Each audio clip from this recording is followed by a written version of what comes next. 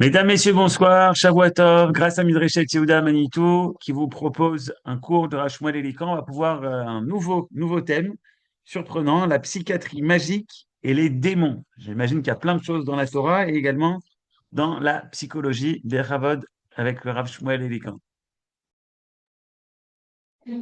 Tov, il me dit que la connexion Internet est instable. Bon, j'espère que ça ira. Bon, l'idée aujourd'hui, c'est de parler de psychologie, un peu, on va dire, qui est liée aux démons. Alors, de quoi il s'agit exactement?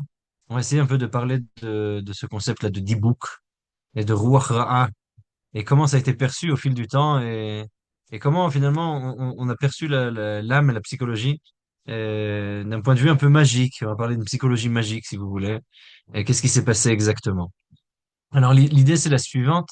L'idée c'est d'essayer de comprendre un peu l'histoire de comment on est passé depuis le Talmud, euh, on va dire dans la Babylonie de l'époque talmudique, au troisième, quatrième siècle, de la maladie mentale, elle n'est pas seulement perçue comme un dysfonctionnement biologique, elle est souvent perçue comme une intrusion extérieure. On va voir que dans la vision des sages du Talmud, le monde il est saturé, il peut être saturé de forces invisibles, de mazikim. Alors on va voir comment ça a été perçu au fil des générations. Est-ce que nos sages y ont vraiment cru ou pas? Est-ce que c'est quelque chose qu'ils ont, des concepts qu'ils ont utilisés parce que c'était la culture environnante, ou alors parce qu'ils veulent faire passer un message par ça, ou alors est-ce qu'ils y croient vraiment? C'est une grande discussion au sein des sages d'Israël. Et l'anxiété, elle est vécue comme une présence invisible. Il y a quelque chose dans l'anxiété qui est de l'ordre de la présence invisible. On a un premier passage du Talmud dans Brachot 6a où Abba Binyamin il dit, si l'œil avait le pouvoir de voir les démons, les choses qui sont invisibles à l'œil, alors aucune créature ne pourrait se tenir devant eux, personne ne pourrait résister. Et Abaye dit, ils sont plus nombreux que nous, ils nous entourent comme la terre entoure les racines de la vigne. D'accord? C'est ce que c'est un texte dans Brachot 6a. On a ici cette présence de choses qu'on voit pas. Aujourd'hui, on sait que c'est vrai, c'est-à-dire notre œil, il n'est pas capable de percevoir tout ce qu'il y a dans l'air. Je peux pas voir des ondes radio, je peux pas voir des ondes infrarouges, je peux pas voir des ondes Wi-Fi qui sont dans la maison, d'accord? On ne voit pas tout ça. Il y a des choses que je vois même pas ce qui est dans l'air. Je peux pas voir la poussière qui est dans l'air, de quoi l'air est fait, etc. Je vois pas ce qui se passe autour de moi, donc je peux pas percevoir beaucoup des choses qui m'entourent, ce qui va pousser certains des commentateurs, comme le Malbim par exemple, à dire oui, mais en fait, quand nos sages ils parlent de mazikim, ils parlent en fait de bactéries, de virus, de toutes sortes de choses qu'on voit pas. Et donc, il y a une certaine anxiété qui va se créer. Mais Abba Binyamin dit la chose suivante, il dit, si on pouvait voir, on deviendrait fou. C'est-à-dire la capacité de voir les forces qui sont dans le monde et le monde qui nous entoure, c'est quelque chose voilà, il dit les démons nous entourent comme la terre entoure les racines de la vigne. Ravuna vient ajouter au propos de Abba Binyamin, donc on est en Brachot 6a, et dit, chacun d'entre nous en a 1000 à gauche et 10 000 à sa droite. Et Rava, il dit l'oppression qui règne lors des rassemblements de la Kala, lorsqu'on vient de eux. À ce moment-là, la fatigue des genoux aussi vient de eux, dit Rava. Quelqu'un, il sent la fatigue aux genoux, c'est à cause des démons. Quelqu'un qui voit de l'usure des vêtements des érudits, elle vient des frottements des mazikim, elle vient des frottements des démons. L'impression que les pieds sont brisés, dit Rava, ça provient des démons. Bon, ok. Alors on a ici toutes sortes d'éléments inexplicables qui vont créer des douleurs. Et en fait, il y a une sorte d'anxiété qui est là, et quelque chose d'anxiogène dans la présence de démons. Alors ce texte, il est fondamental dans Brachot 6a, parce qu'il nous permet de comprendre un peu la psychologie de l'époque, la fatigue chronique, le sentiment d'écrasement, le stress, l'épuisement physique. C'est pas lié à quelque chose d'interne, c'est lié à une friction constante avec un environnement hostile, invisible, que je ne vois pas. C'est-à-dire, il y a quelque chose qui m'entoure que je ne vois pas, et c'est une externalisation de la souffrance psychique. La souffrance psychique, elle n'est pas simplement vécue, le stress, il n'est pas vécu à l'intérieur. Il y a une friction avec quelque chose qui m'entoure. Vous comprenez? Donc ça c'est la base de cette vision-là, démonisation, si vous voulez. On va fétichiser, on va rendre sous forme de démons quasiment humaines le sentiment psychique d'épuisement, de stress, de douleur, d'angoisse, et il est en friction avec nous, on ne le voit pas, mais il est autour de nous. Vous comprenez? Donc il y a ici cette première vision-là qu'on peut voir dans le dans le Talmud de Babylone. C'est très intéressant, c'est que dans le Talmud de Jérusalem, en Eretz Israël, ça figurait pas. C'est-à-dire on n'a quasiment pas de passage sur les démons dans le Talmud de Jérusalem. On va voir ça pourquoi par la suite. Mais en Eretz Israël, ça n'existe pas ce genre de choses. En Babylonie, les gens croient aux démons, les démons sont très présents. Et donc, il y a ces textes-là.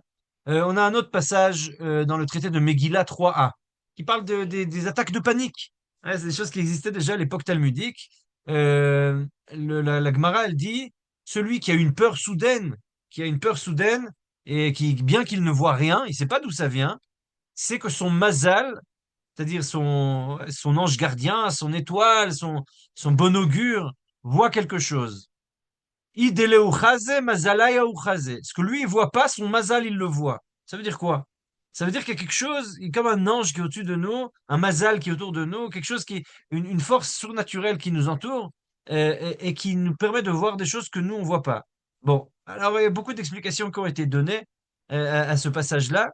Mais une des explications que nos sages y donnent, c'est qu'il y a dans les forces de l'âme quelque chose qui transfigure, qui est au-delà de la présence des mots. Je peux vous dire des choses, mais mon âme, elle vous communique plus que ce que les mots y disent. Et si on était face à face, pas devant un écran, mais face à face réellement, vous ressentiriez encore d'autres choses. C'est-à-dire, il y a quelque chose dans la communication des âmes qui est plus fort que juste les termes qu'on entend, les mots qu'on entend. Il y a quelque chose de l'ordre de l'énergie qui passe, d'accord? Cette énergie-là, comment on l'appelle? On l'appelle mazal. Et si un homme, il est saisi d'une peur soudaine, lui, il le voit pas, mais son mazal, il le voit. C'est quoi ce concept de mazal? C'est quelque chose. Et Idele ou Chaza, lui, il voit pas. Mazalaya ou Chaza, son mazal, il arrive à voir la chose, il ressent son âme, son mazal, il ressent la chose. Il y a quelque chose de l'ordre un peu du concept abstrait qu'on ne sait pas exactement définir, on ne sait pas le dire en termes phénoménologiques, alors on va appeler ça un mazal. Il y a quelque chose de l'ordre des âmes, il y a quelque chose de l'ordre du psychisme qui est ressenti, il y a quelque chose dans la santé mentale qui est vécu et qui n'est pas quelque chose qu'on peut traiter comme un phénomène intelligible, disons comme ça. C'est pas quelque chose qui est mesurable, c'est pas quelque chose qu'on arrive, qui est compréhensible, c'est pas quelque chose qu'on arrive à donner qu'on pourrait donner, auquel on pourrait donner un nom particulier, une forme, une date de péremption, etc., etc. Y a pas, y a pas, ça a pas, c'est le mazal. C'est quoi le mazal? C'est le mazal de l'homme. C'est un concept qu'on saurait pas vraiment expliquer. La bonne étoile, ouais, quelque chose comme ça. C'est pas évident. Euh, je me rappelle une fois, quelqu'un m'a posé la question. Je suis sorti avec un garçon, mais ça allait pas, mais j'ai envie de me marier avec lui, mais je sais pas si c'est bien, c'est pas bien, mais j'ai l'impression que c'est mon mazal. J'ai dit, ça veut dire quoi, c'est ton mazal? Tu peux pas savoir. Toi, tu as un mazal, c'est ce que nos sages disent. Ton mazal à toi, il peut ressentir des choses, mais tu peux pas savoir que quelqu'un d'autre, c'est ton mazal. Ça veut rien dire. Dire de quelqu'un d'autre, c'est mon mazal, ça n'existe pas. C'est un concept, je sais pas pourquoi en français, dans le judaïsme français, ça a été adopté ces dernières années, mais c'est mon mazal, c'est mon mazal. Ça n'existe pas dans la halakha, ce terme-là, ni dans Chazal. C'est pas un concept qui existe. C'est le mazal de quelqu'un. Chacun, il a son propre mazal. Son propre mazal, il peut ressentir des choses. Quelqu'un d'autre ne peut pas être mon mazal. Moi, j'ai mon propre mazal. Ma neshama, elle a son mazal. D'accord? Et donc, en fait, comment on peut expliquer une anxiété sans objet ou une attaque de panique soudaine? C'est ça la question qui occupe nos sages. Et on a ici ce qu'on appelle des crises d'angoisse. C'est quelque chose qu'on connaît. Le Talmud, il valide le ressenti de la personne. Il a peur. Oui, d'accord? Tout en lui donnant une cause surnaturelle. D'accord? Il y a une cause surnaturelle. La personne anxieuse, la personne qui souffre de cette angoisse, elle perçoit une réalité qui est finalement cachée aux autres. C'est son âme, c'est son mazal qui ressent quelque chose. Vous comprenez? Donc, on va donner une explication surnaturelle qui va répondre à une angoisse existentielle.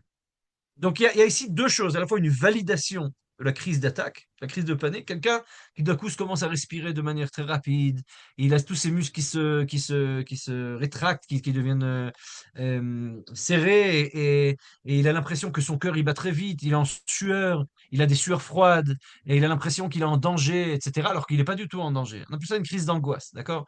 C'est très courant, ça arrive très souvent, on a beaucoup de gens qui racontent ça, même des rabbins qui parle de ça. Le Chida, il raconte ses crises d'angoisse qu'il a eues, d'autres encore. C'est des choses qui arrivent. Faut savoir que ça arrive, c'est pas dangereux en soi, mais ça fait peur. Il faut se traiter, il faut savoir d'où ça vient et comment traiter, etc. Et aller en thérapie. C'est des choses qui se traitent très bien. Mais nos sages, ils donnent ici une explication. Il n'y avait pas de thérapie à l'époque de Chazal. Et donc, en tout cas, pas de cette manière, pas comme on les connaît, nous. Et donc, nos sages, ils disent la chose suivante dans Megillah 3a. Si une personne elle est saisie de Béhala, elle a une peur soudaine, eh bien, même si elle voit rien, son mazal, il sait. Son mazal, il a peur. Il y a quelque chose qu'on voit pas, il y a quelque chose de l'ordre surnaturel. Il y a une réalité qui est cachée, qui nous entoure. Donc voilà, donc ça c'est le paradigme, d'accord? Donc on a vu pour l'instant deux idées. La première en Brachot 6a, qui dit que Abba Binyamin dit que si on pouvait voir tous les démons, on comprendrait rien, on ne sait pas ce qui se passe. Rava qui dit quand on a mal aux genoux, bah, on a mal aux pieds, les habits des érudits qui sont usuriers, qui ont de l'usure, alors qu'en fait ils travaillent pas théoriquement. C'est-à-dire ils sont censés être assis et étudier. Et donc leurs habits sont pas censés s'user, mais ils s'usent quand même, etc., etc. La pression que les pieds sont brisés, tout ça, ça provient des démons. C'est des choses qui nous entourent, qu'on comprend pas. Il y a des douleurs psychiques, physiques, qui sont d'ordre psychique, entre guillemets, psychosomatique, on pourrait dire. Et la base de ça, c'est de comprendre qu'il y a des démons qui nous entourent. Ça, c'est ce que dit Abba Binyamin, c'est ce que dit Abaye, c'est ce que dit Rava. D'accord? Et ensuite, on a ce texte dans Megillah 3a qui nous dit que si on a peur, c'est notre mazal qui ressent quelque chose de surnaturel. Il y a quelque chose de surnaturel qui nous entoure. Bon, jusque-là, on a fixé le tableau, si vous voulez. On a fixé le paradigme. On a quelque chose qui nous entoure, un monde qui est là, voilà. Maintenant, à partir de là, on va revenir à des concepts plus fondamentaux. Je ne sais pas si vous vous rappelez, on avait parlé du roi Shaoul, du roi Saül, qui avait eu un roi Ra. Alors, on a un concept de roi Ra qui figure chez nos sages. Le roi Ra, c'est quoi le roi Ra? Le mauvais esprit, on parle de quoi? C'est quoi ce mauvais esprit? On parle de quoi exactement? Alors, on a ce passage-là dans le traité de Ta'anit 22b. Tanoura Banan, nos sages ont enseigné. Ir she'ikifu anochrim au Nahar, une ville qui a été entourée par des non-juifs qui veulent apparemment nous tuer, là, ils veulent la conquérir. Ou un Nahar, ou un fleuve il y a eu elle est entourée donc d'un fleuve. Ve'achad sfina hamitarefet bayam, ve'echad yachid shenirdaf mipnei nochrim, ou mipnei listim ou mipnei ruach, al kulan yachid rachai lesagef et atzmo beta'anit. Et même s'il y a une seule personne qui est poursuivie par des non-juifs ou par des voleurs, ou alors il y a un bateau qui est en train de bouger dans l'eau, dans la mer, dans le fleuve, de manière qui fait assez peur. Ouais, Mitarefet, c'est comme Metoraf, c'est-à-dire c'est quelque chose qui bouge de tous les côtés, quelque chose qui est complètement en bouillonnement, quelque chose qui est en train de bouger, qui est pas stable alors qui se mélangent, alors on a le droit dans ce cas-là, même une seule personne, elle peut dire je veux faire un ta'anit, je veux jeûner, et elle a le droit de prendre un jeûne pour annuler ça. Et une des autres raisons aussi pour lesquelles on a le droit de prendre un jeûne pour essayer d'annuler ça, c'est le ruach ra, le mauvais esprit. Alors pour le mauvais esprit aussi, on a le droit de prendre un jeûne, les sagef atzmo beta'anit, de se d'ascétiser, si vous voulez, par le fait d'un ta'anit. Il y a ici quelque chose, un mouvement d'ascétisme. On va prendre le jeûne pour essayer d'arrêter ça, d'éviter ça. D'accord? Comme une takana, comme une tchouva, comme une réparation. Donc le mauvais esprit, le meilleur moyen de l'arrêter, c'est par le jeûne. Voilà, c'est ce que nous disent nos sages ici. D'accord? C'est un enseignement, une braïta, c'est un enseignement du Talmud. Et Rashi nous dit, c'est quoi ce roi ra'a duquel on parle? C'est quoi ce mauvais esprit? Shenichnas bo ruach shida. Alors shida ici, c'est pas l'armoire comme en hébreu moderne. Ouais, c'est pas qu'il lui est rentré l'esprit d'une armoire dans lui. Shida, c'est shed, c'est-à-dire un démon. Il y a un esprit démoniaque qui est rentré en lui. Veratz veoler. Et il court comme un fou. Et il court et il marche. Et veshema it babanar ou ipol ve'amot. Et ça peut devenir dangereux. Il peut tomber dans le fleuve qui entoure la ville, ou alors tomber et mourir de la rempart de la ville, etc. Donc on va jeûner pour lui pour que il ait plus de mauvais esprit. Donc il y a ici un concept de mauvais esprit qui peut rentrer dans l'homme, d'accord? Ce qu'on va appeler par la suite le dibouk. Ok? Ce concept de dibouk, il a été inventé très tardivement. Il a été inventé au XVIIe siècle. euh, donc à l'époque du guet de Clèves, plus ou moins, de Guet de Cliva, on a plus ou moins, on va revenir à ce concept-là de Dibouk. Avant ça, ça s'appelait pas Dibouk, ça s'appelait Ruach Ra'a, au Ruach Zazit, au Ruach Ma'avaït. Il y a toutes sortes de noms comme ça, mais on parle d'esprit qui va bouger, d'esprit, de mauvais esprit, d'accord? Et ce mauvais esprit, alors, il justifie de prendre le jeûne.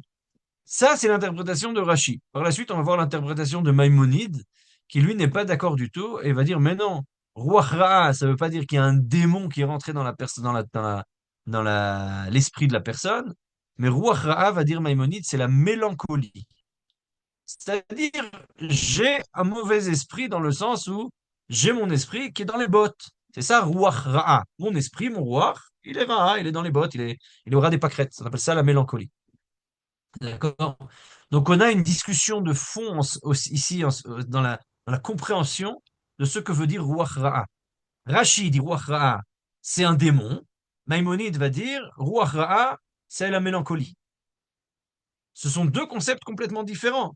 Les deux vont comprendre le même terme de Ruach Ra'a, de mauvais esprit, de manière différente. Maïmonide, le rationaliste, il va dire c'est avoir la mélancolie, ce qu'il va expliquer dans la Mishnah, dans le traité de Shabbat, dans son commentaire des Mishnayot.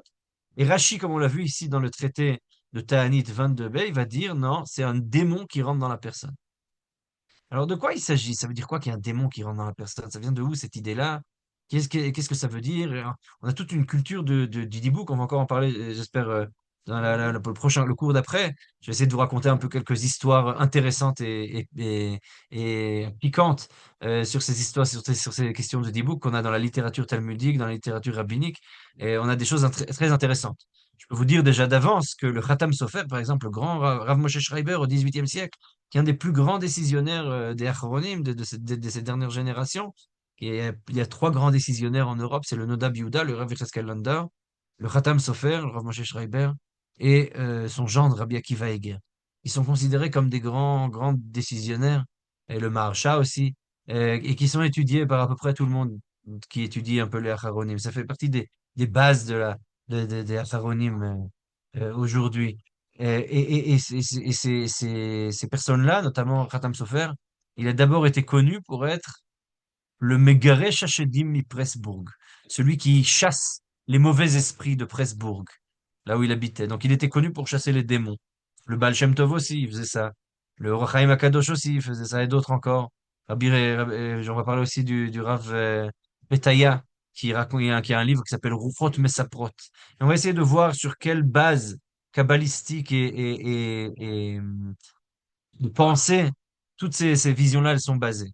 Pour l'instant, si on revient au Talmud, et on reste avec ce qu'on a vu dans le Talmud, le paradigme qui est posé dans le Talmud, c'est qu'il y a des éléments psychiques qui nous préoccupent, qui nous obnubilent, et on n'a pas de réponse à ça, si ce n'est le concept de démon ou un concept de mazal, de l'âme qui perçoit des choses que nous, on comprend pas.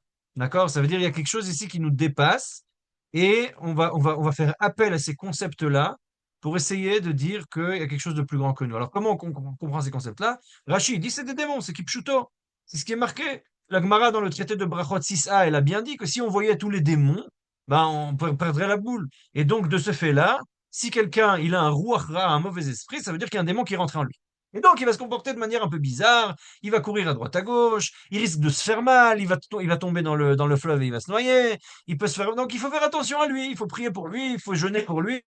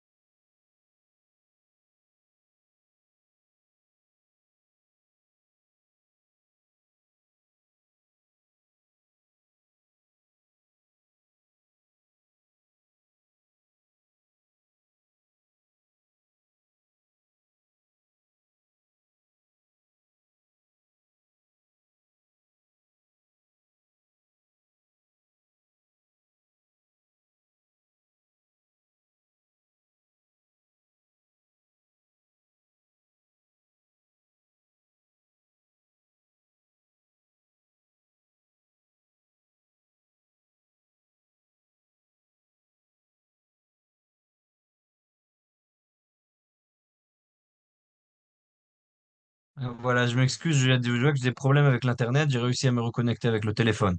Bon, j'espère que ça ira cette fois-ci. Voilà, le mauvais esprit a coupé le son, ouais. Il a coupé la caméra et l'Internet. Bon, ben c'est l'idée c'est la suivante, il y a des choses qu'on ne perçoit pas, qu'on ne comprend pas, on appelle ça des mazikim. Voilà, c'est des choses qui embêtent. OK. C'est exactement ça l'idée. OK. Donc, on a ici cette idée-là de mauvais esprit qui va nous permettre de comprendre un peu ce qui se passe au niveau de l'âme. Bon, ben c'est jusque-là, c'est ce qu'on a vu. D'accord? On a ce concept de roi Ra. On a vu la discussion entre Rashi et le Rambam et Maïmonide pour savoir si c'est quelque chose de surnaturel ou alors non, pas du tout. C'est quelque chose qui est de l'ordre de la mélancolie. C'est quelque chose de l'ordre du naturel, comme le dit Maïmonide. Parfois, on ne sait pas pourquoi on est mélancolique, mais on a quelque chose ici qui vient faire que on comprend pas exactement pourquoi les choses elles se passent de cette manière-là. Et maintenant, on a une autre sugia qui est très intéressante dans le traité de Yuma.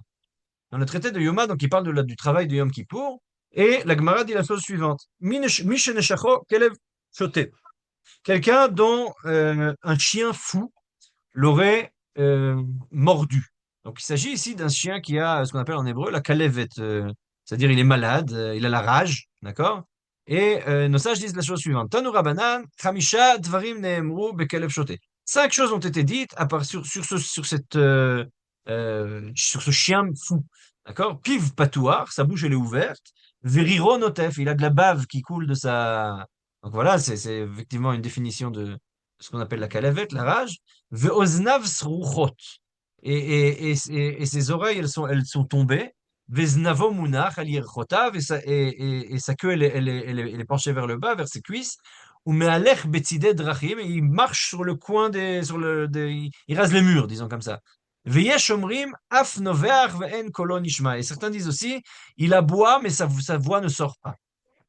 Continue le Talmud et dit, Mimai have, d'où ça vient? Comment ça se fait qu'il y a des chiens qui ont la rage? Comment ça arrive? Réponse, Ravidi, Nashim Kashfaniot Mesarkot Bo. Il y a des femmes qui ont fait de la sorcellerie et elles ont transformé ces chiens-là par la sorcellerie en des chiens fous qui ont la rage. Et donc, ce sont des sorcières qui s'amusent avec ces chiens. Shmuel, qui était dans le Beth Midrash opposé de Rav, qui était en dispute avec lui, il dit Ruach Ra'a Meshoma Alav. Ce qui fait que ces chiens-là, ils ont la rage, c'est ce Ruach Ra'a. D'accord?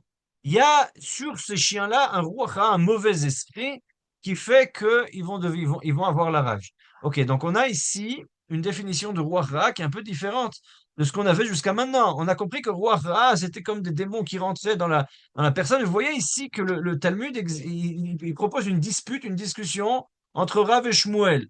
Est-ce que la dispute, est-ce que la raison pour laquelle il y a des chiens enragés, c'est parce que il y a des sorcières, il y a de la sorcellerie qui a été faite sur eux, ou alors est-ce qu'il y a des démons qui sont entrés en eux, enfin, Ruach Ra, un mauvais esprit qui vient se mettre sur eux. Bon, alors on voit ici des explications un peu surnaturelles à des éléments qui sont quand même naturels. C'est-à-dire, on sait qu'il y a des maladies, mais cette maladie-là, on ne sait pas l'expliquer.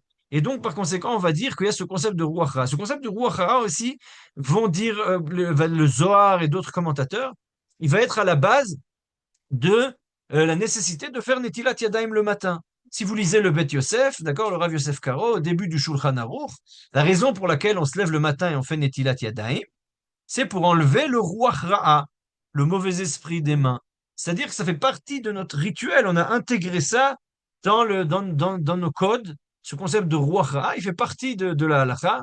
Et il faut essayer de le comprendre, de quoi il s'agit. Alors, bien entendu, Maïmonide, il va dire il s'agit de nettoyer les mains. C'est ce que le Malbim, comme on l'a dit au début, il a traduit tous ces concepts de mazikim, etc., en disant que c'est des microbes et des virus, etc. Donc effectivement, on va se laver les mains pour enlever tout ça le matin. Donc c'est logique, le roi Ra, c'est tous des concepts qu'on comprend pas, qu'on voit pas, et on veut les enlever. Ben, c'est ce qu'on fait, on se lève le matin, pour des raisons hygiéniques, entre guillemets, on se lave les mains. Mais d'autres vont dire non, non, non, c'est des concepts kabbalistiques, puisqu'on parle finalement ici de choses qu'on voit pas, qu'on perçoit pas. Il y a quelque chose de l'ordre du mystique qu'il va falloir comprendre, et il y a toutes sortes de choses. Alors, une discussion entre les chassidim et les Lituaniens, les disciples du Gaon de Vilna, s'il faut faire 3 fois ou 4 fois, est-ce que c'est suffisant? Parce que le Rashba, il a dit que pour enlever le roi Ra, il faut 3 fois, mais un log, c'est suffisant. Mais le Gaon de Vilna, il dit non, c'est 3 fois en dehors de la première fois, donc il faut faire 4 fois.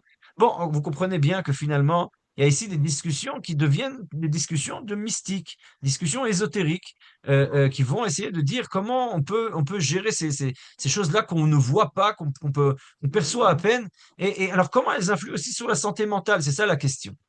Et donc, on a un autre passage talmudique qui est fascinant dans le traité de Gittin, c'est-à-dire le traité qui parle des divorces. Ça s'appelle Mishachazo Kordiakos, ou Kordaikos. Alors, c'est un mot grec qui est très intéressant dans le sens est pas clair. Si vous regardez dans l'édition du Rav Adin Steinsaltz, il y a toute une discussion pour essayer de voir d'où ça vient, ce terme-là. Le Kordiakos, ce serait un délire temporaire, une sorte de psychose. Hein. C'est pas clair. Le Talmud ici, dans Gittin 67b, dit la chose suivante. Si un homme est saisi pour Kordiakos et dit écrivez un acte de divorce de guet pour ma femme, son instruction n'a aucune valeur. Pourquoi? Parce qu'il n'est pas saint d'esprit. Et la Gemara, elle va poser la question en disant, c'est quoi ce Kordiakos là? De quoi on parle exactement? Ouais, on parle de quoi exactement? C'est quoi ces histoires-là? Alors, c'est ça la question finalement, hein, c'est de quoi on parle. Euh, et c'est là que ça devient intéressant parce que on a ici une discussion finalement pour savoir euh, c'est quoi cet élément-là de Kordiakos. Euh, et le Talmud va nous proposer la discussion suivante. Euh, Shmuel, il dit, c'est un esprit qui réside dans le vin nouveau. D'accord? C'est ça que le Talmud il dit ici. Ouais. Dans le texte, Misha Chazo Kordaikos Amar Kitvuget Leishtilu Amar Klum, c'est ce que dit la Mishnah. Et la Gemara dit Maï Kordaikos, c'est quoi ce Kordaikos? Amar Shmuel, Denach Chamra Chadeta de Ma'atzarta. D'accord? Et donc, c'est ça la définition que dit Shmuel. C'est-à-dire qu'il y a ici, c'est ce qu'il vient de nous enseigner finalement, il y a ici quelque chose d'assez étonnant. Euh, ouais, le terme qu'il utilise, euh, il y a du vin, il y a quelque chose qui est lié au vin, qui vient euh, Narte Khamra, c'est-à-dire c'est du vin qu'il a mordu. Narte, c'est l'inchor, d'accord? C'est comme si du vin avait mordu la personne. Ah, c'est assez bizarre comme expression que le vin a mordu la personne. En gros, ça veut dire que quelqu'un a bu du vin et il a ressenti comme s'il y avait un esprit qui était rentré en lui. Donc en gros, il est devenu un peu saoul et il a ressenti que il y a un esprit qui est entré en lui. Et la Gemara, elle pose la question, elle dit Velitne, mais la Mishnah, elle le dit explicitement que Misheneshacho Yain Chadash. Pourquoi on parle d'un terme en grec, kordaikos, alors qu'on sait qu'on a un concept aussi que le vin nous mord. Le vin nous mord, c'est-à-dire que si on devient un peu euh, perdu à cause de l'alcool. Alors, on a un terme explicite dans la Mishnah. Teroutz, réponse de la Gemara, Hakamash malad, deharucha kordaikos shma. Et on a un esprit, un démon, d'accord, qui s'appelle Kordaikos, c'est le nom du démon. Alors, la Gemara, elle pose la question, elle dit, mais Mainaf Kamina, qu'est-ce que ça me change? C'est quoi, quelle est la retombée pratique de savoir qu'il y a un démon qui s'appelle Kordaikos? Les Kaméa, ah oui, je dois savoir parce que j'ai besoin d'écrire une amulette, et pour pouvoir faire sortir ce mauvais esprit, il faut écrire des amulettes. Et donc, il faut l'appeler par son nom. Donc, si je sais le nom du démon, je peux l'écrire dans l'amulette comme il faut. Question du Talmud. Maï asute. C'est quoi son médicament? C'est quoi la troufa? C'est quoi la guérison? C'est comment qu'on se soigne? C'est quoi le soin pour une telle maladie? D'un malade qui a eu le cordaïkos. Réponse du Talmud. Bisra sumka agumre. Vechamra marka. Donc il faut manger de la viande rouge qui a été cuite sur des braises, en gros ce qu'on appelle faire un grill, quoi. Et ishte khamra marka, il faut boire du vin qui est mélangé, qui est dilué avec beaucoup d'eau. Ok? Bon, jusque-là, c'est le passage talmudique C'est assez intéressant comme histoire. De quoi il s'agit exactement? Ouais. Alors, on a quelqu'un qui est malade parce qu'il a été mordu par du vin. Ou alors le Talmud va nous dire non, il n'est pas exactement mordu par du vin, il a bu du vin et il y a un démon qui est rentré en lui du fait d'avoir bu ce vin. Ce démon, il s'appelle Kordaikos. Et c'est quoi le soin pour ce démon? Non, il faut savoir le nom du démon pour écrire quand même sur l'amulette. Et c'est quoi le soin? C'est manger de la bonne viande bien cuite sur le grill et boire du vin bien dilué dans l'eau. C'est étonnant. C'est bizarre quand même, non? Cette question-là, elle en a étonné plus d'un. Regardez comment le Rambam il traduit cette sugya. Donc, on a déjà vu que Maïmonide, il n'aime pas les démons. De manière méthodique et méthodologique, chaque fois qu'il y a un passage dans le Talmud où il y a les démons, Maïmonide, il l'enlève. Ça n'existe pas, les démons chez lui. Ça n'existe pas, c'est une invention. Le terme de démon qui figure dans la Torah, c'est pour parler de gens qui n'ont pas d'esprit, c'est-à-dire des gens qui réfléchissent pas. On peut les appeler des démons si vous voulez, mais c'est un machal, d'accord? C'est parce qu'il y a des gens qui croyaient en ça. Et pour lui, ça n'existe pas. Ça n'existe pas des êtres méchants qui seraient maléfiques, qui seraient entre deux mondes, etc. Ça n'existe pas. Et il y en a ce monde-ci, et c'est le monde qui va venir, c'est tout. Il y a rien d'autre. Et donc, pour lui, ça n'existe pas. Et donc, il va traduire cette sugia de cette manière-là. Mishaita ruach ra'a mevaretet oto. Vous vous rappelez qu'on a vu chez Shaoul qu'il avait un ruach ra'a, il avait un mauvais esprit qui lui donnait des coups de pied, qui le... On avait vu ces expressions-là chez Shaoul. Eh ben, dit le Rambam, je vais reprendre ces termes qui figure à propos de Shaoul.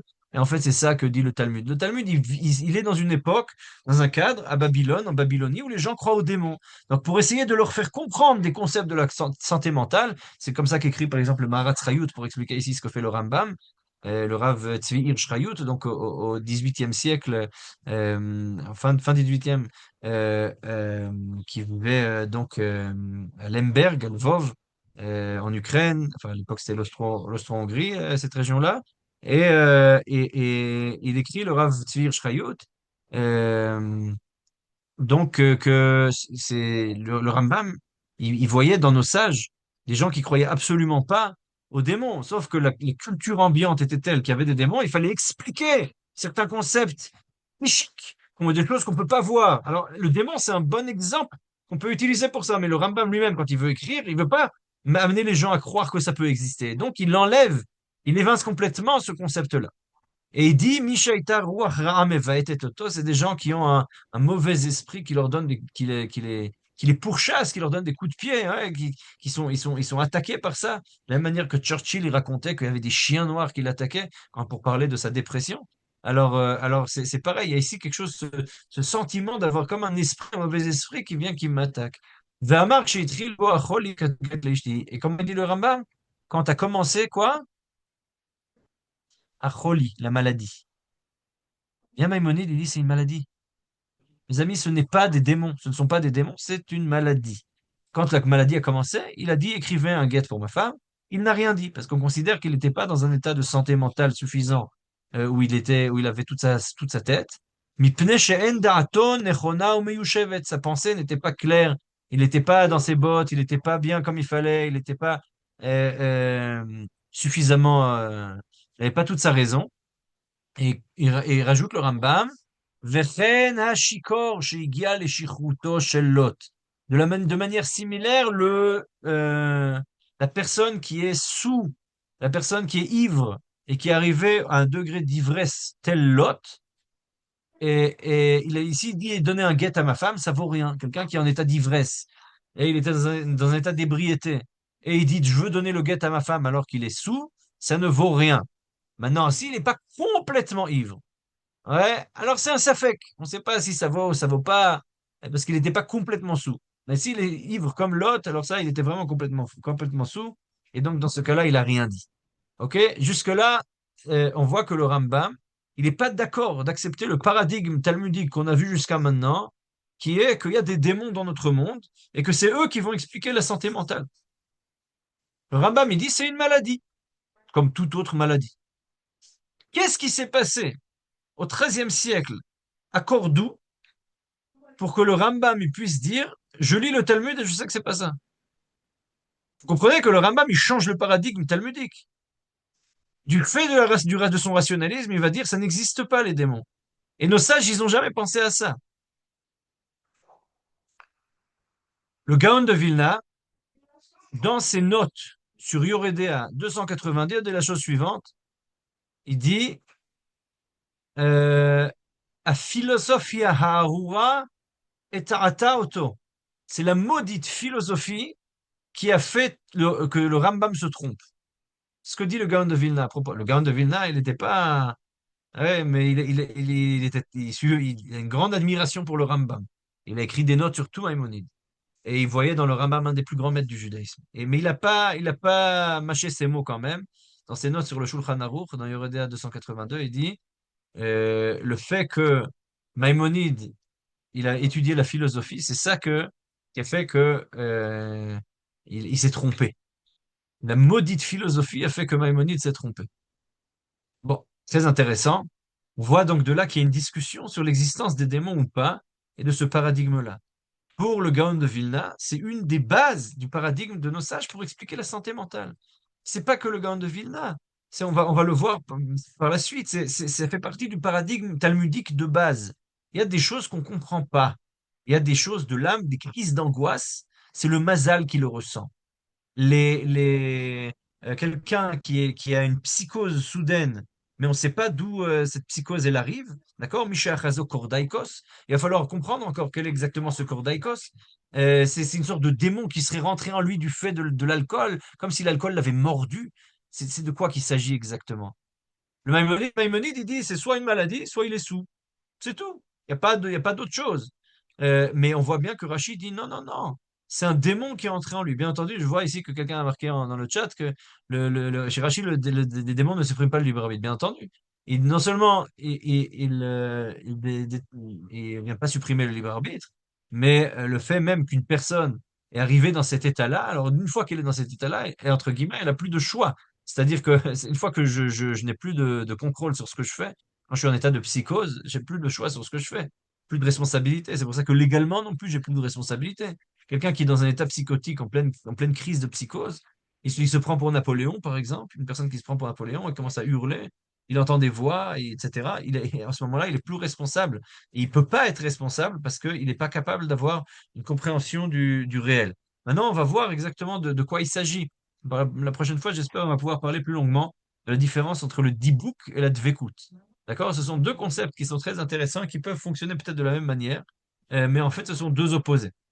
En attendant, on voit bien ici que le concept même de paradigme par lequel on est entouré de démons ou de forces surnaturelles ou de choses qu'on ne comprend pas, de la même manière qu'on est entouré de microbes, d'ondes, etc., etc., etc., on est entouré de virus, entouré de champignons, enfin de plein de choses qui existent dans le monde, on ne voit pas forcément. Il y a plein de choses qui sont invisibles à l'œil nu, plein d'énergie, plein de choses qui existent dans le monde.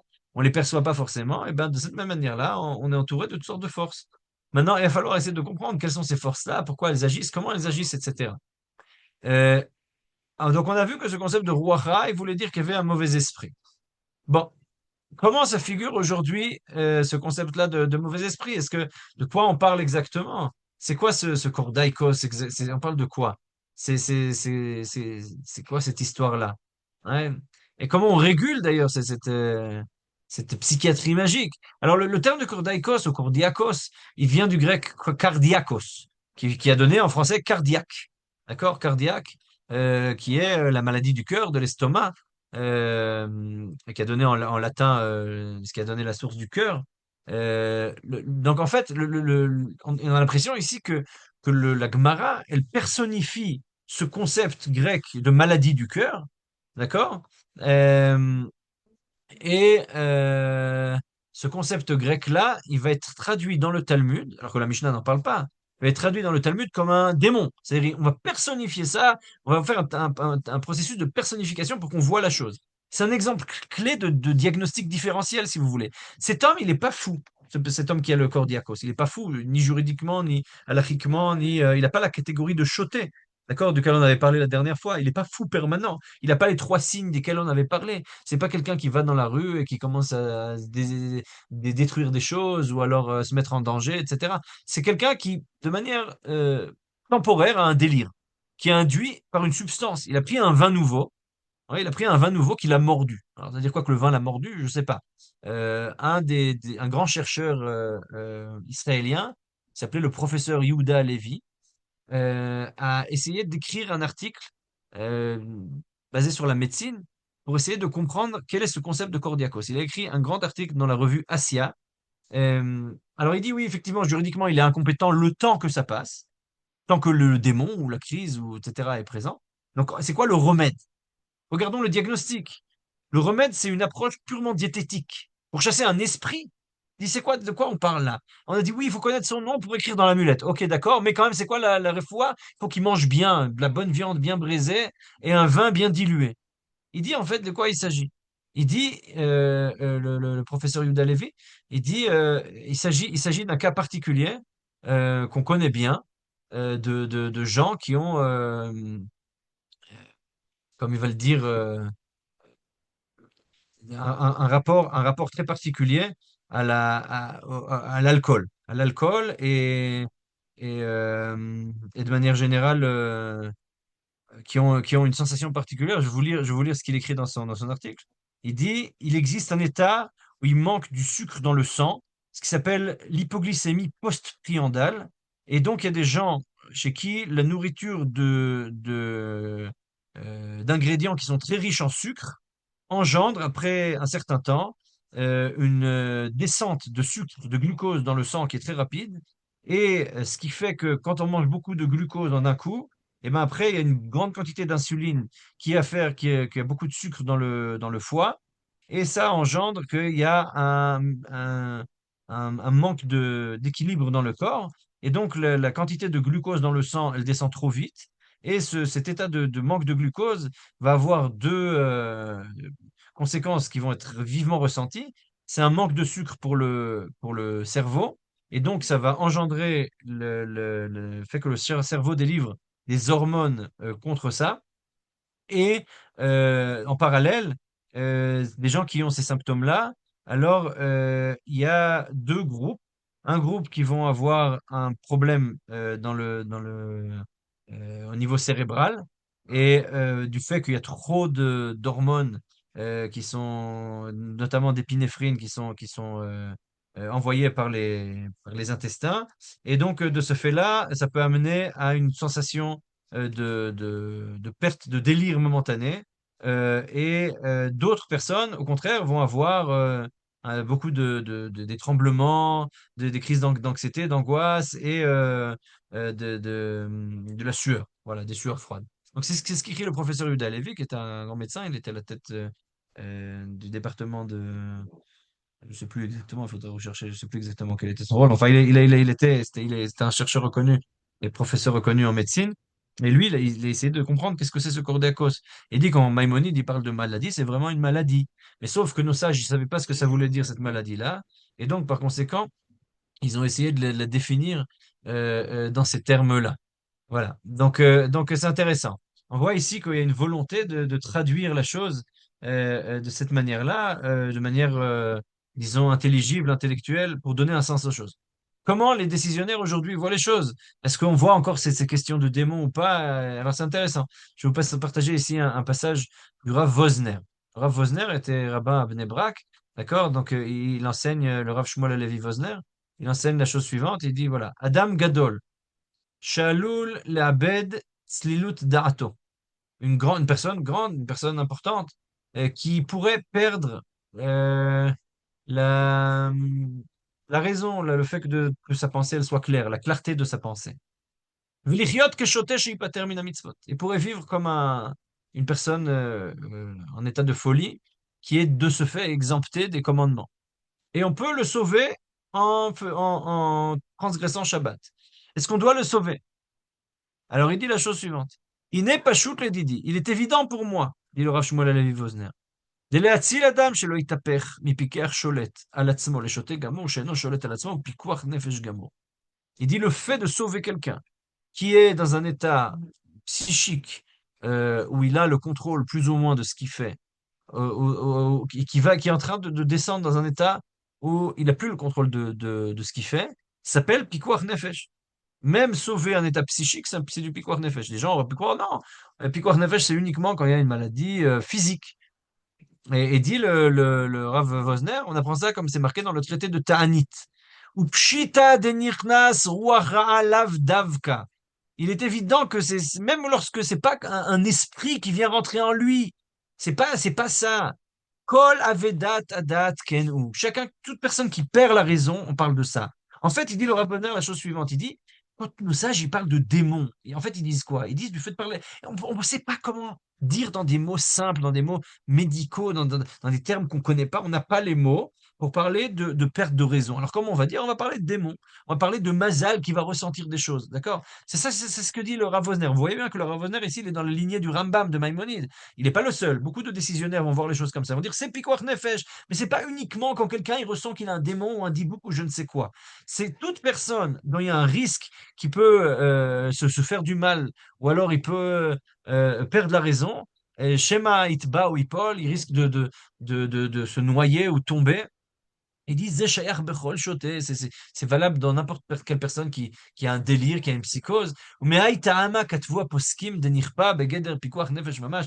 Et donc, tous les décisionnaires ont dit de manière très claire que quelqu'un qui est Nirpa, il est obligé, on est obligé de lui mettre une camisole de force. Alors, c'est sûr qu'il est en Geder de Pikuach Nefesh Mamash. C'est Pikuach Nefesh en tout. Il n'y a pas de différence entre une personne à laquelle on doit mettre une camisole de force et une personne qui est en train de souffrir, qui risque de perdre sa vie. Donc c'est très intéressant ce qu'il dit ici. Il vient nous dire que le concept de Ruach Ra'a, c'est une allusion. Ce ne sont pas des termes qui sont réels. On ne parle pas vraiment de démons, etc. Ça ne nous intéresse pas ces histoires de démons. C'est juste une manière pour nous expliquer ce qu'est la santé mentale. Bon, ça c'est son approche, c'est l'approche maimonidienne, c'est l'approche, si vous voulez, qu'on va retrouver chez beaucoup de poskim, chez beaucoup de décisionnaires, chez les gens qui sont rationalistes.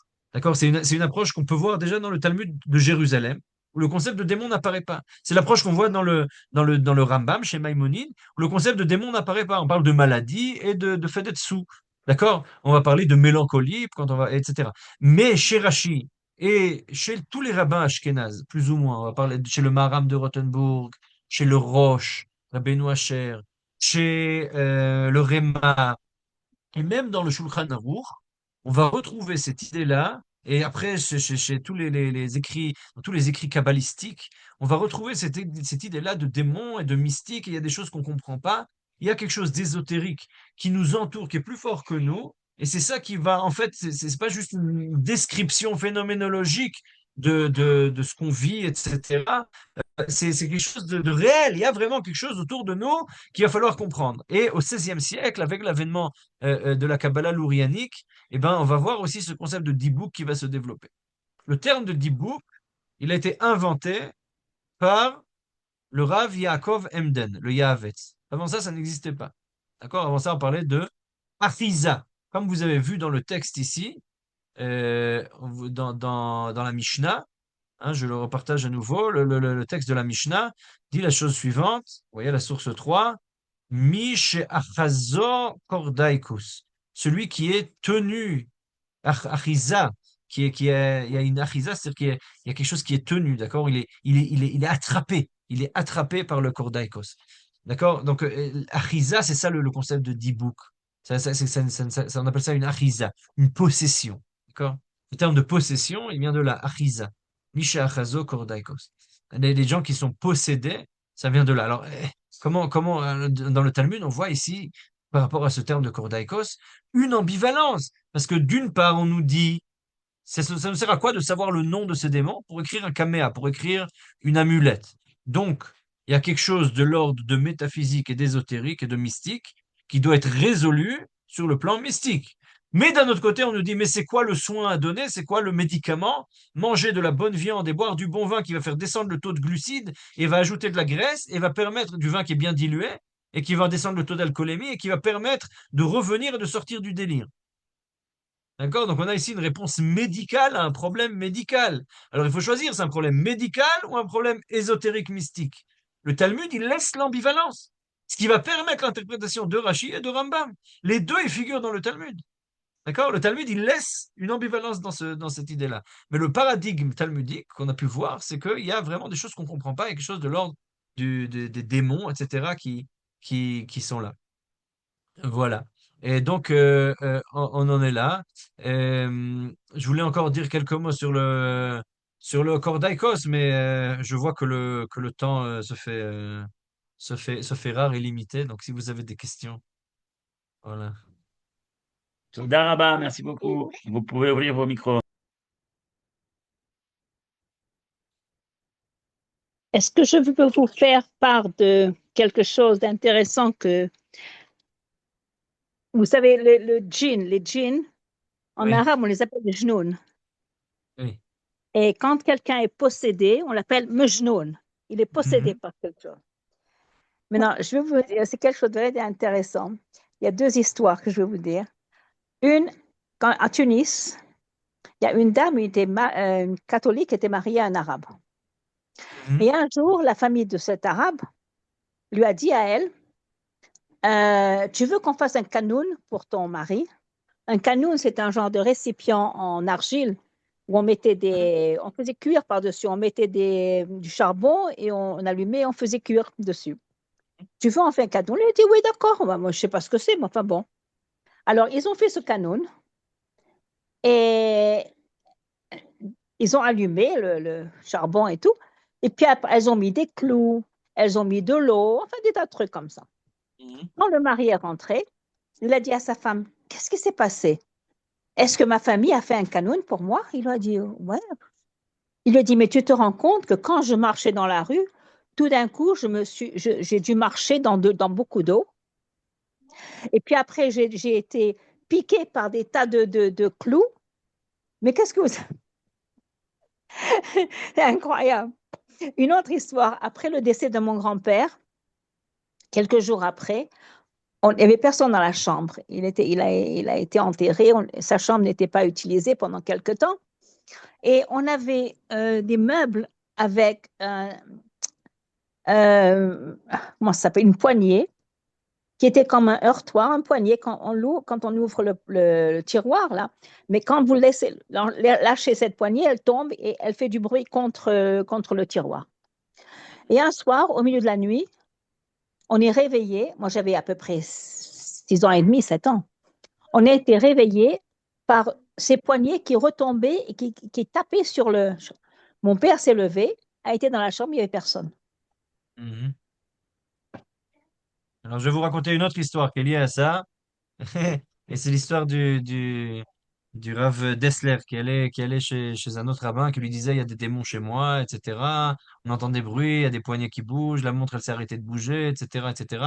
Alors le Rav Dessler, il est arrivé, il a fermé la fenêtre, il a pris la montre, il l'a posée à plat, il a dit, voilà, maintenant ça marche. En fait, il s'avère que dans le système, il y a quelque chose qui bougeait. Quand c'était droit, ça marchait pas. Si on couchait, ça marchait.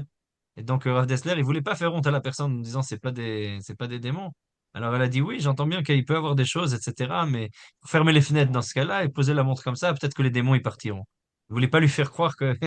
Eh ben ok, il y a toutes sortes de choses. Encore une fois, on voit ces deux approches-là, d'accord? Ça figure déjà dans le Talmud et on voit entre Rashi et Rambam ces mêmes approches, d'accord? C'est des choses qui figurent. Alors bon, si déjà vous avez ouvert sur ce point-là, je vais juste dire quand même deux, trois mots sur ce concept-là de Kordaikos. Quand même dans le Talmud de Jérusalem, dans Trumot, chapitre 1, halakha 1, c'est explicitement indiqué que celui qui est saisi par le Kordaikos, c'est pas un choté, il est pas fou. Et après avoir énuméré les signes du fou qu'on a déjà vu dans Chagiga 3, le Talmud de Jérusalem, il déclare le Kordiakos, il représente aucun de ceux-ci. Ça veut dire que c'est quelqu'un il a même pas un signe, un seul des signes qui existent chez le fou. Il y a quelque chose qui fait que il a une folie, un délire. Qui apparaît, mais il est pas fou. Et c'est des vertiges, des maux de tête, des obscurcissements, des processus de pensée, une confusion mentale. Donc on a ici quelque chose qui correspond à l'étiologie des symptômes qui inclut la confusion mentale. Mais ça ne veut pas dire que pour autant, hein, c'est un délire momentané, ça veut pas dire que la personne elle est folle pour autant. Et donc ces états-là, elles peuvent être liées à des états d'aliments riches en protéines, comme le dit le professeur Yehuda Levi. Euh, mais le Rambam, par exemple, il va dire ouais, Ruach Ra'a Mevateto, comme on l'a vu, c'est-à-dire qu'il y a un mauvais esprit qui terrifie, c'est-à-dire dans notre pensée, dans notre conscience, si la personne elle-même croit au démon, eh ben, effectivement, il va le vivre. Le fait qu'il ait mangé peut-être des choses qui sont pas bien, eh ben, il va le vivre comme si c'était un mauvais esprit. C'est-à-dire, dans notre imaginaire, ça va influencer. Et on le sait de manière très certaine. Il y a des recherches qui ont montré ça. Si vous mangez une bonne raclette bien tard le soir avant d'aller dormir, ou alors ou alors de la fondue, ou je sais pas, des choses qui sont très très riches en graisse, il y a une forte chance que vous allez avoir des cauchemars. Pourquoi? Parce que le fait de manger de la graisse fait que le système digestif va travailler la nuit, votre corps il va chauffer et il va falloir beaucoup d'énergie pour le refroidir. Le corps, quand il dort, il refroidit d'un demi-degré, voire d'un degré, je ne sais pas exactement, bon, il y a toutes sortes de recherches là-dessus, mais il doit se refroidir. Et le fait qu'une partie de lui qui chauffe fait que le cerveau, il reçoit des signaux comme quoi il y a une alerte. Et donc, généralement, dans le stade ce qu'on appelle le mouvement rapide de l'œil, qui est le mouvement le moment du rêve, et ben à ce moment-là, vous êtes en panique. Quand vous êtes en panique, quand vous rêvez, vous avez des cauchemars. Voilà, donc si vous êtes certain d'avoir des cauchemars, mangez bonne raclette avant d'aller dormir très tard le soir, et vous serez certain d'avoir des cauchemars. C'est-à-dire qu'on voit clairement une corrélation entre le fait de manger et ensuite on va vivre. Alors, ça n'empêche pas qu'il y a des aspects au-delà de ça. Oui, le fait qu'est-ce qu'on rêve, et comment on le rêve, etc. Ça ne veut pas dire. Mais on peut savoir plus ou moins qu'il y a une corrélation entre le fait de se nourrir et ce qui va s'en sortir. Et donc, le Rambam, il va dire, oui, c'est possible qu'une personne, elle soit malade, ou alors qu'elle soit mal nourrie, etc. Ah, j'avais parlé une fois avec une psychiatre religieuse qui m'a dit, le corps, c'est la machine, comme l'ordinateur, le hardware, et le software, l'application, c'est notre cerveau, c'est tout ce que notre cerveau il produit, d'accord? Donc, si vous mangez, c'est ce C'est avec ça. quoi vous Mais alimentez je votre coupe cerveau. Et la donc, en fait, caméra parce que j'ai pas envie qu'on me voit. Enfin, On vous euh, entend le- là. l'i- l'idée, c'est la suivante, c'est que quelqu'un, il peut avoir un mauvais esprit qui terrifie, ouais, et dans les ilchot, des lois qui sont liées à l'entrée au temple, au chapitre 8 à la 16, le Maïmonide, il dit, il y a encore chez l'homme quatre autres défauts, il y a quatre moumim, il parle des défauts des Kohanim, et il dit, il y a le sourd-muet, le fou, le choté, et il dit, il y a l'épileptique. C'est quoi l'épileptique? Et il dit, le Maïmonide, c'est aussi une personne dont le mauvais esprit le terrifie constamment ou à des moments connus. Ruach Ra'am evateto tamid obezmanim kvuim, obezmanim yeduim. D'accord? Donc ce concept-là de Ruach Ra'a qui revient, c'est explicite dans ses propos que c'est quelqu'un qui est épileptique, mais il le vit comme quelque chose, comme s'il y avait un mauvais esprit qui venait l'attaquer à ce moment-là. On sait ce que c'est l'épilepsie, c'est pas un mauvais esprit, mais la personne le vit de cette manière-là peut-être. Ouais, et donc dans ce sens-là, on voit que dans les réponses et décisions juridiques de Rachi et des sages de Schum, Speyer, Worms et Mayence, et alors, qui a été publié dans la revue Moria, la quatrième année, au fascicule 7 et 9 de Darnissan 5733. C'est marqué là-bas, et Rabbi, donc Rachi, lui-même, lorsqu'il est malade, ne prie pas la Hamida, mais lit seulement Kriyat Shema en raison de l'enseignement rapporté au nom du père de Shmuel quand il revenait d'un voyage. Il priait pas pendant 3 jours. C'est-à-dire qu'après son retour de voyage, il priait pas pendant 3 jours entiers car la fatigue du chemin le saisissait de Cordiakos, ce même Cordiakos duquel on avait parlé, et il pouvait pas avoir la kavana. Donc, c'est-à-dire, il y avait après le voyage un moment où il n'était pas en phase, il était un peu en délire, il fallait on appelle ça le jet lag. Alors, le jet lag, une fois j'ai dit ça à ma fille, j'ai trouvé que c'était une très bonne définition du jet lag. C'est quand le corps, il est revenu du voyage, mais l'âme, elle est encore en chemin. Encore l'âme, elle n'a pas fini le voyage. C'est ça la définition du jet lag. Ouais, c'est ça, c'est qu'on n'est pas encore revenu complètement. C'est ça qu'il dit Rashi. Il dit c'est ça Cordiakos. C'est ça finalement. C'est-à-dire que même Rashi lui-même, il disait qu'on ne peut pas avoir de kavana quand on a l'esprit qui est pas en place. Et c'est possible que la fatigue du chemin peut créer ça. Le Tour dans Yoredea 286 écrit, il est dit dans le Talmud de Jérusalem que la maison d'études de Rabbi Hanina avait une mezouza. Donc d'accord, il y a une discussion, est-ce qu'il faut mettre une mezouza sur un bet midrash et sur un bet knesset? De même, le Maharam de Rothenburg a fixé une mezouza à l'entrée de sa maison d'études et il disait que lorsqu'il y dormait pour sa sieste, il avait peur qu'il y avait un mauvais esprit et donc du coup, il fallait mettre une mezouza. Donc la raison pour laquelle il mettait une mezouza, c'est qu'il avait peur que le Kordiakos vienne le voir dans le Bet Midrash quand il faisait sa sieste. Il s'endormait sur son étude entre 1 heure et 2, et à partir de là, il a mis une mezouza. Et donc, le Maharam de Rothenburg, qui est du Beth Midrash de Rashi et du Rosh, etc., c'est le maître du Rosh en l'occurrence, c'est les rabbins ashkénazes, ils avaient peur de ces mauvais esprits. Et ça correspond à ce qui est marqué dans le Tour, dans Rabbi Yaakov Balatourim, le fils du Rosh, dans Even Haezer, au Siman 121, qui dit ça, quelqu'un qui est saisi par un mauvais esprit. Ouais, et c'est cette idée-là qu'on a peur de quelque chose, on ne sait pas d'où ça vient, quelque chose d'irrationnel. Donc, on voit bien qu'il y a des gens qui sont terrifiés et qui se comportent comme des fous du fait qu'ils soient terrifiés. C'est pour ça qu'on fait Gomel, il y a un lien. On fait Gomel quand on est sorti d'un danger. C'est pas forcément lié, mais c'est du fait qu'on est sorti d'un danger. Bon, j'espère parler plus longuement la prochaine fois de ces concepts de Shedim et de Dibouk, etc. et d'arriver à Merci voir comment ça s'est beaucoup. développé à partir du XVIe siècle et du XVIIe siècle, comment c'est rentré aussi un peu dans la littérature yiddish, etc. Enfin, comment on en est arrivé, comment ça s'est développé finalement dans la littérature rabbinique. Mais voilà, donc ça c'est pour la prochaine fois, Merci si Dieu beaucoup. veut. Mais pardon, Merci pour beaucoup. Rachi, l'existence des Shédim, donc de ces forces invisibles, il les reconnaît, mais Oui. il reconnaît que ces forces n'annulent jamais la responsabilité. Ça veut dire que même quelqu'un qui serait dans cet état, c'est-à-dire possédé, entre guillemets, par donc ces forces, par les Shédim, il n'est pas considéré comme fou.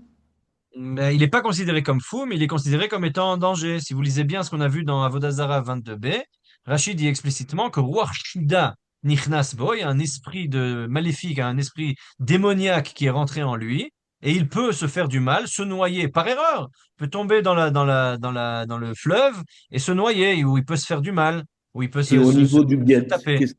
si on ramène le problème au niveau donc du get, qu'est-ce que ça Peut veut pas dire? donner le guet. Misha Chazo Kordaikos, quelqu'un qui a dans cet état-là de délire, il peut pas donner le guet, que ce soit un démon ou pas, il peut pas donner le guet. Alors, Il aura dit comment on peut concilier le fait que Rachid dise qu'il garde la responsabilité non, et à qu'il partir du garde moment où son il est dans un libre état de délire, même pour Rachid, dans un moment où il était dans un état de délire, il n'a pas de responsabilité juridique.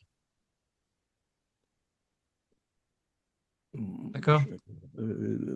Ok, parce que d'un côté, on dit que, enfin, Rachid dit qu'il garde son libre arbitre, ça n'annule pas donc ses fautes. Le libre arbitre dit que j'ai la capacité de choisir. Ça ne veut pas dire que j'ai la responsabilité de le faire ou la capacité de le faire. D'accord? Je peux avoir toujours le libre arbitre, théoriquement.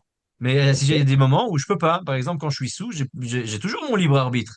Théoriquement, je pourrais choisir. Sauf que pratiquement, j'ai plus toutes mes capacités pour choisir. Ça ne veut pas dire que j'ai plus D'accord. de libre arbitre. Mon libre arbitre en potentiel, il est là. Sauf que pratiquement, je ne peux plus l'utiliser parce que je suis plus conscient de ce que je fais. Ok, et alors comment on concilie ça avec le fait de dire que ces forces-là, les Chédim, Rachidi, n'annulent pas la responsabilité? Donc il y a une contradiction. Rachi, ici, ne dit pas que les forces des Shedim n'annulent pas la responsabilité. Il dit que quelqu'un chez Nichnas Boruach Shida peut se faire du mal, et cette personne-là, elle n'est pas responsable du mal qui s'est causé à lui-même. Je ne sais pas d'où Ok. vous tirez qui dit que Rachi, qu'il n'y a pas de, que ça, il y a pas, il n'y aurait plus. C'est explicite, c'est marqué dans la Mishnah, Misha Chazo Kordaikos, et quelqu'un qui a le Kordaikos et qui dit à sa femme, voilà le guet, il a rien dit. C'est explicite dans la Mishnah, et Rachi, il peut pas contredire une Mishnah. Mais est-ce D'accord. que c'est donner une existence réelle? Est-ce que c'est donner une existence réelle aux démons? Oui. Je sais pas, est-ce que les démons existent? Je sais pas. Ah non, Ça mais dépend c'est qu'est-ce que parce que vous dites que c'est un élément extérieur qui viendrait, et donc il y c'est a ce comme que c'est une reconnaissance. c'est ce Si que on oui, tout à fait. C'est ce que disent nos sages, c'est-à-dire le paradigme que nos sages ils utilisent, c'est quelque chose d'extérieur à nous ou même intérieur. Ça peut être ce mazal duquel on a intérieur, ce parlé. serait plutôt non, intérieur, ce serait plutôt l'interprétation de Maïmonide, puisqu'il dit que c'est une maladie, tandis que Rachi, il dit que c'est un élément extérieur, puisqu'il donne une refoi matérielle, buvez du vin, mangez de la J'ai viande, essayé de etc. montrer, j'ai essayé de montrer que c'est pas simplement intérieur et extérieur, c'est plus, est-ce que c'est quelque chose d'intelligible et de mesurable, ou alors est-ce que c'est quelque chose de l'ordre du surnaturel? J'essaie Et de le alors, mettre si, alors, à sur quel cette, moment? permettez-moi de finir, comme ça je Oui, pense que ça pourrait oui, être plus oui. clair, parce que j'ai expliqué au début, on a un concept dans le traité de Brachot qui nous dit qu'il y a des démons partout, et on a un autre concept dans le traité de Megillah qui nous dit qu'on peut percevoir, notre âme, elle peut percevoir, notre mazal, il peut percevoir quelque chose qui est plus grand que nous autour de nous, cette peur-là, même si on n'arrive pas à la voir. C'est-à-dire qu'il y a quelque chose, il y a des forces extérieures à nous et intérieures, qu'on ressent, qu'on va ressentir, parce que le mazal, c'est quelque chose d'intérieur, c'est pas quelque chose d'extérieur, d'accord? Mhm. Moi, je le vois pas, mais mon mazal va ressentir des forces qui sont autour de moi que je ne comprends pas. D'accord? Ça veut dire qu'il y a quelque chose ici. C'est de l'ordre de l'intelligible ou de l'inintelligible. Pour Maïmonide, ça n'existe pas. Maïmonide, pour ça, c'est le passage dans Megillah. Il ne le tranche pas. Il ne figure pas dans le Mishneh Torah. C'est une histoire sympathique, une Agadeta comme une autre. Il dit Yesh Merabotenu à Sovrim Kar. Il y a de nos maîtres qui pensent ainsi, mais c'est pas la halacha.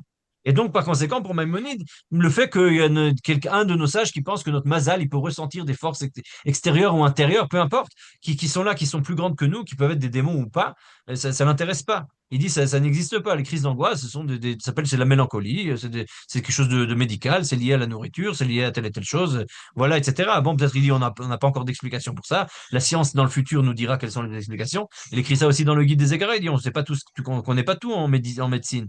Donc il faut avoir beaucoup d'humilité. Et donc voilà, il faut apprendre. On sait pas, mais on sait que c'est une maladie.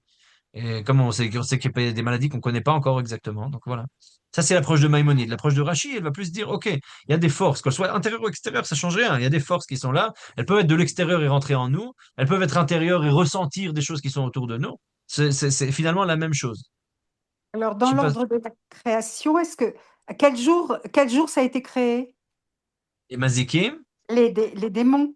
Si, ouais, alors, il y a deux avis là-dessus, mais il y en a qui disent que c'est avec les Tanini Magdolim, le troisième jour, et d'autres qui disent que ça a été créé le sixième jour avec l'homme. Et il y a deux dans Pirkei Avot, dans Avot de Rabbi Nathan, il y a plusieurs Girsaot là-dessus. Bon, mais c'est là. oui, mais c'est compliqué. C'est pas si ça a Non, été. il y a deux avis. Est-ce que peut-être qu'ils ont précédé l'homme, ils sont consubstantifs du monde, ils font partie de la création, ou alors non, ils ont été créés en même temps que l'homme. C'est-à-dire ils Donc, sont ça voudrait dire consubstantifs à presque, l'homme. mais ça voudrait dire presque que le délire n'existe pas. Presque, ça voudrait dire Non, ça. non, ça veut pas dire ça. Non, non. Le délire existe selon tout le monde. La question, c'est comment on le perçoit. Est-ce qu'on le perçoit de telle sorte il fait partie de nous? C'est-à-dire le délire, c'est nous qui délirons. Ça fait partie Mm. du fait qu'on est homme et de notre condition d'homme. Ou alors c'est quelque chose qu'on n'arrive pas vraiment à percevoir, mais qui est autour de nous et qui rentre en nous. Quelque chose qui de l'ordre du monde, qui nous transperce. Mhm. C'est Voilà. ce que la Kabbale dit quand elle parle de force spirituelle secondaire, en fait. Je suis pas sûr, mais Bezrat Hachem, on parlera de la Kabbale la prochaine fois, j'espère, si Dieu veut. OK. Voilà, c'est Merci le programme beaucoup. en tout cas. Ça va. Voilà. Merci à vous. J'espère que j'ai répondu aux תודה questions. רבה. Je voulais lui poser une question.